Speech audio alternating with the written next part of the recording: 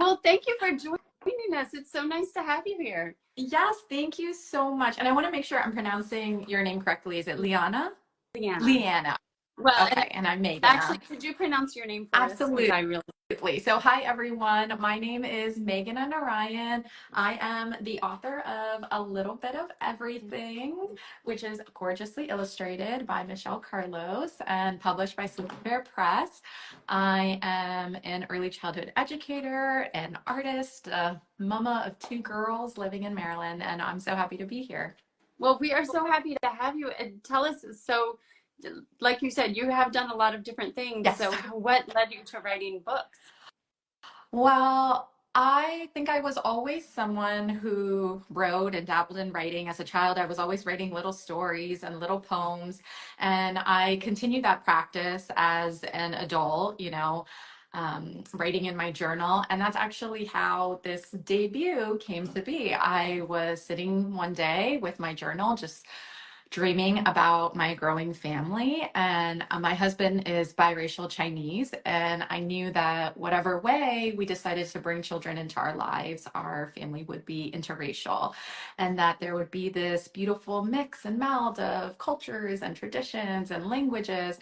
And I just sat there one day thinking about how I could prepare them for this beautiful, unique life. And so I started writing a love letter to them. And I wrote letting them know that, of course, they would have a bit of me and a bit of their papa within them, but that they were really free to make their own path in this world, that they would see new things and meet new people and travel to wondrous new places, and that all of those moments in time would shape who they were. And while I wanted them to hold tightly onto their home culture and be so proud of where they came from, I also wanted to be really clear in telling them that they were so much more beyond that one part of their identity. And so, yeah, it was a little love letter. I found it years later when my oldest was born, and you know, the rest is kind of history. I just felt like I needed to share it with the world. And I feel like once you start writing and you're really passionate about it, just more and more stories started spilling out of me, and a lot of them inspired by my own childhood. And it's just been really fun to learn about the process. Like I said, my background is in early childhood education, and I always had a very strong interest in children's literature. But so to be like on the other side of it now, creating for children is pretty surreal. And I'm just at the beginning of my journey, and I'm really happy to be here. Yeah, that must be really interesting now to be on the other side and be the one writing the stories that are going to be shared with children. And I'm also curious about your background as an artist, because you're an abstract artist. So how is that process similar, or is it really different than your writing process? Yeah, I would say that it is pretty similar. So, like writing, I dabbled in painting for my entire life. I've never actually taken any formal art courses. It's something that I hope to do. But I have always just found so much joy in mixing colors and creating texture with paint. It is just like a place where I am totally free and totally myself. And I would say that my work as an abstract artist comes from a very emotional place. Usually I'm carrying something heavy in my mind that I need to unpack. Maybe it's a reaction or response to a crisis in the world, or just something personal. And I'll just get this strong feeling and it leads me to creating something. And when I paint on a large canvas, I don't usually have any type of like image or representation in my mind. It's just that feeling and the colors that I'm drawn to. And I simply just make marks across the canvas and connect them and see, what story starts to emerge, figure out what story this painting is telling. And I'll usually work on an abstract painting for several days, several weeks, stepping away from it, coming back, um, looking at it in new light, depending on how I'm feeling, making some changes. And writing can be very similar for me. It usually starts with a feeling. I don't have a plan of I want to write this story about this young child who's experiencing XYZ. And so, yeah, with that feeling, sometimes I have to unpack it in a different way before I'm able to jot the idea down. But let's say I'm driving through a rainstorm and that moment conjures up this childhood memory of me and my sister. And then, boom, that's when I get that feeling, right? There's that feeling of nostalgia, joy, silliness, playfulness. And so I grab a journal, or in this case, if I'm in the car, in my notes app, I write two sisters playing in the rain. And now that isn't necessarily what the whole story is about. Maybe it's just a scene in a longer narrative. But I know that when I go back to the notes and I see two sisters playing in the rain, it connects me to that feeling. And then when I have time, I can dig into that feeling and unpack that memory and see if a story starts to emerge. And I have to say, I have like hundreds and hundreds and hundreds of these notes that do not turn into fully fleshed out stories.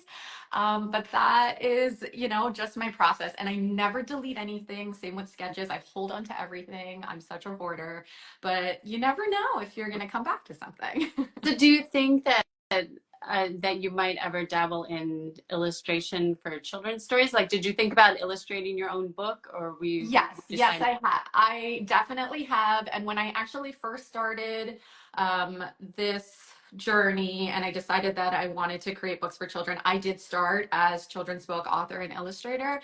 And then with just some life events, things took, a different course. And I am beyond happy and grateful that this book turned out in the way that it did. But yes, I absolutely want to illustrate some stories of mine. Oh, well, I look forward to that because if you go, for those watching, if you go to her website, you can see samples of your artwork as well, which is beautiful.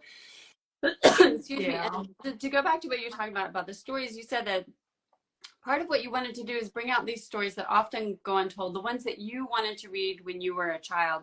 Why is it so important for kids to have access to this much wider range of stories than sometimes they do? Yeah, absolutely. I feel like these are the types of stories that come to the surface for me. And I actually recently posted a reel on my Instagram about the picture books that have finally given me the strength to accept myself as an adult. And I go into things like colorism, having body hair, being Indian, having a unique name that was constantly, mispronounced and still is today.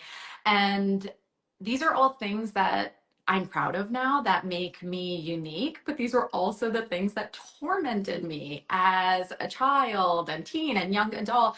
And simply because of how they were received and how they were judged by others. And so I feel like I've had to do a lot of unlearning and accepting of myself. And so much of that work has come from reading picture books by Mhm. myself, reading them alongside my daughters, and it's incredibly healing. I always say this, that picture books are for everybody, any age. And these books have changed, in my mind at least, the standard of beauty, the standard of strength, of what is normal. And while I think like holiday books and language books and books specifically about skin color and hair texture are incredibly important and deserve such a wide space on every single bookshelf, I think there's also so much power in the everyday narrative Mhm. that features diverse characters, that seamlessly embeds the culture and tradition without feeling didactic. Mhm. And, I was just a regular South Indian girl and, living in the suburbs of Maryland. And had I had a book or a movie with a character in it that looked like me, just doing normal American things, Indian things, I would have felt so Yeah. seen. And, I actually have a book that I want to share that I think beautifully does that. It's called Summer is for Cousins. Have you heard of it? No. It's by Rajani Laraka and Abia Lar, and Oh, I yes, believe yes. I believe it came out Right. last summer. Yes. Yeah, so it's still She's fairly wonderful. new. We actually got to Oh, interview she's her amazing. Probably They more. both are amazing, incredible, incredible. But I love this story so much. It's the story about this Indian family, this large group of cousins that get together in the summer just to enjoy one another's company. And in the illustrations, you might see, an auntie in a sari, or you might read a thing or two about some Indian dishes that the family is eating. And that's like giving you a hint about their cultural heritage, but for the most part, they're just being kids. They're Right. just being kids. They're eating ice cream, they're playing, they're being silly, and their life as Indian Americans is normalized. They Yes. do not have to announce their identity when walking into a room. And so for me, that was an untold story. And I'm so grateful that it's in the world. And so having more and more diverse stories is so necessary because each one widens the scope of what it means to be a part of that affinity group. There's no one way to be Indian or one way to be Black or one way to be biracial. And creating more room for authors and creators from marginalized communities to tell their unique story means that more children with those unique identities will be highlighted. Right. Yes, that's so beautiful. I love how you framed that. And I know what you said for you, one thing that kind of gives you a unique perspective is being the child of immigrants. Can you talk a little bit more about how that changes maybe some of the stories that you might tell? Yes, absolutely. So, like I said, I was a girl growing up in the suburbs. My life was full of Indian and American experiences and traditions. And you'll hear this from many second generation children that I didn't quite know where I belonged. Even though I had all the love and all the support in my life, and my parents sacrificed so much for me, I was still caught between these two worlds, always questioning, am I American enough? Am I Indian enough? And for many years, I was trying so hard to fit into white culture that I questioned, will I ever be white enough? Mhm. And I still experience this like straddling of identities all the time. And even when I go to India too, I have that same experience. So I really try to write stories where the character's cultural heritage is highlighted Mhm. and they are proud of it. But it's only one facet of their identity. They're free to try on new identities and take layers off and just change and evolve.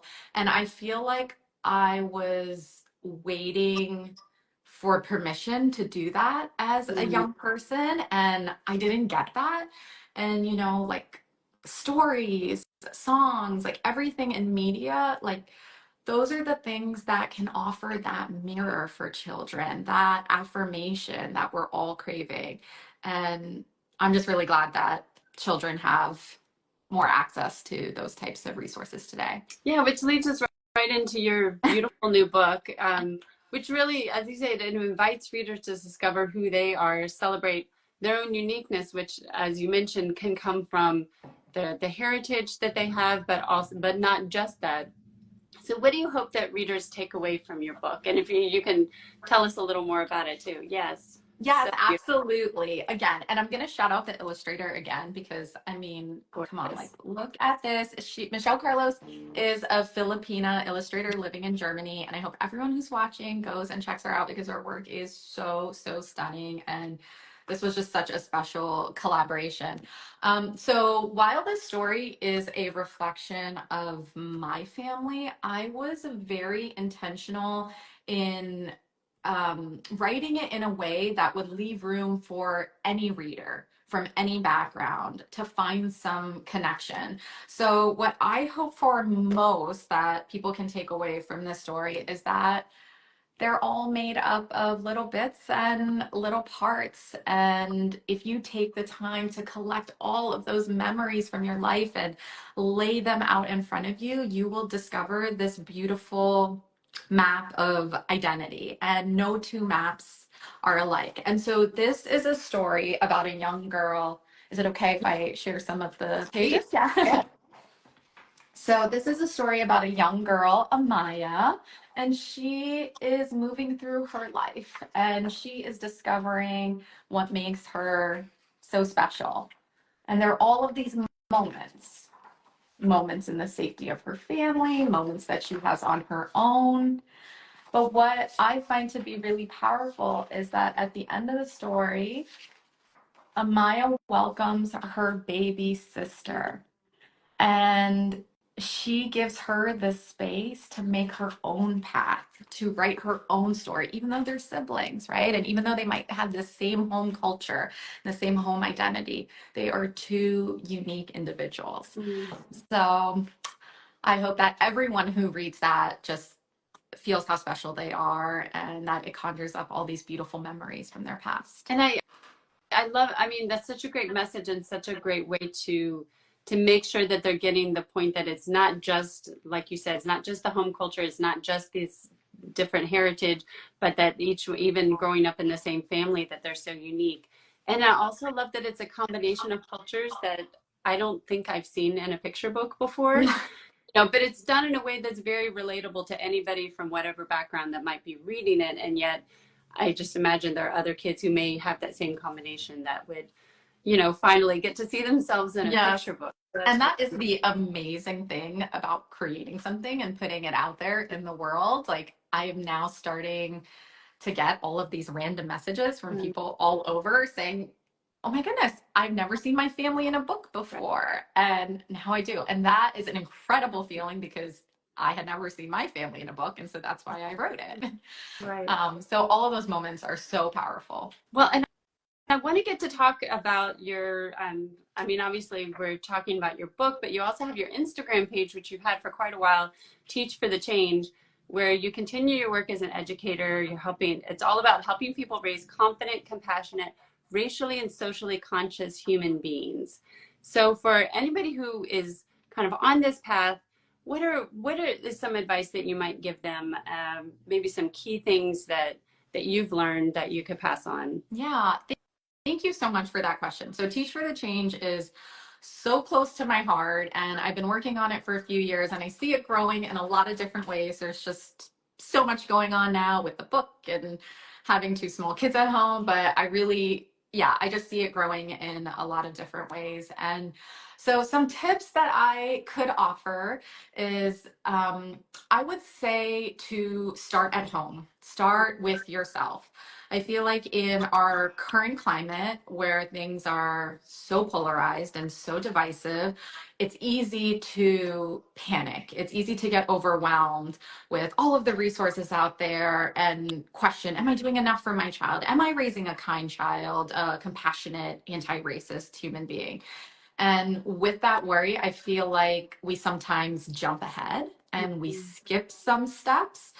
And so starting with yourself, and it's hard to do that because you have to like really get in there and it's uncomfortable. And I know that I personally have spent a lot of time in the last 10 years unpacking my own biases, my own fears, and setting some small goals for myself. And I still have so much unlearning to do. And it comes up in so many different places in new conversations. It definitely comes up as a parent now when you're watching this little person, you know, enter the world. And so I would say start with this work at home with your partner or with a friend that you really trust. Share your biases, talk about where you think they come from, and leave that space for the other person to say that's okay. Like, it's okay that you feel this way. Acknowledge it and lean into the discomfort and know that you can change. And I think it's so important to try to find common ground with those who are different from us. Another thing that I would say is just make silent observations in your community when you are out grocery shopping. Just look around. What types of families are in your grocery store? What types of families visit your local library? And then question that. Like, why is this the case? Don't just settle for, oh, this is the city we live in, or this is how people want it to be. Like, be really thoughtful. And again, I think like leaning into that discomfort and step into other people's shoes. And like, you can ask yourself, myself, would my friend who is Korean feel safe in this space or comfortable in this space? My neighbors who have a biracial adoptee, would they feel safe in this space? And then kind of like thinking about all of the people in your life that you have. And if the answer is no to a lot of those questions, then you can start thinking about, okay, well, how might we change this? But I think, yeah, just starting small with just those mental exercises. And once you are comfortable doing it, it'll just sort of become this natural process that you can then do with your child. And children naturally make observations, Yeah. right? And they make them, and they're beautiful. And I think oftentimes we get scared or we don't feel like we have the right answer. So if children are making observations about race or the lack of diversity in their school, and you are in the habit and in the practice of questioning things and observing, all the things in your environment, then you can be able to gently talk about the same things with your child in an organic way. And I would say if all of that feels like too much, start with picture books. Start with picture books that feature diverse characters. When you're at the library or at the bookstore, go for the book with the character that's different from you or different from your family. We should be reading to expand our minds and learn new things. And it might feel strange at first, but you're doing it intentionally. Like it should become this intentional habit, and then it'll become a very natural thing for your child and it will transfer to them. And books are so powerful in this way because they can really lay the foundation for those meatier conversations that you might not be ready to have right now. And so, yeah, picture books are a great introduction. I do want to offer one more thing, and this is more just like on a personal note, but something that we believe in our home is that children are wildly capable. If you have a toddler or a preschooler or a young child, they can understand so much and they can engage in a lot more than adults give them credit for. And so you know your child best, you know what they can handle based on their personality. But if you are shying away from certain topics, maybe you can stop and pause in that moment and think, am I doing this because of my own discomfort and my own fears? Or is it because I actually think my child is not capable of understanding? And so I think just bringing that to the surface and just shifting the way that we think about having those conversations with children can make a big difference. I love that. What a great perspective. And I also like that kind of ties back into the idea, of course, of picture books and how powerful they are, and also book bans. Yes. Goes right to the heart of what you're talking about, is about what we think children are capable of learning about and talking about, and often it is more than we give them credit for. Absolutely. And speaking of books, because I'm just keeping an eye on the time, so I don't want to take too much of your time, but I'd love to end if you can tell us what is coming up next for you. What I know you said you have all of these ideas for books. Are there any that's about? Yeah, so many different things. I'm always writing, I'm always working on little projects. I do hope that I have some books coming out in the near future that will hopefully be illustrated by me. I just had my first launch event for A Little Bit of Everything this past Tuesday, and I have my second one on Sunday. And then I'll actually be going on book tour with my family, which is really exciting. And we're kind of stretching it out. So it'll take us through the end of the summer, but I'm just so excited to go to all of these new states and engage with new communities. And of course, just, be with the children. So I feel like it's just such a dream to create something and get a chance to share it with the world. Well, congratulations on the book and the book tour. Thank you, Leanna. Yes, and thank you for taking the time to talk with us. I'm sure this is a busy time with the book launch. And no, absolutely. It was my honor. Thank you so much. Thank you. And for those who are watching, if you joined us late, this will be up in a few minutes on Instagram, and later we'll have it on our YouTube channel. We'll include information about the new book and links to Meghana's website. So thank you so much for joining us. Thank you. Bye. Everybody.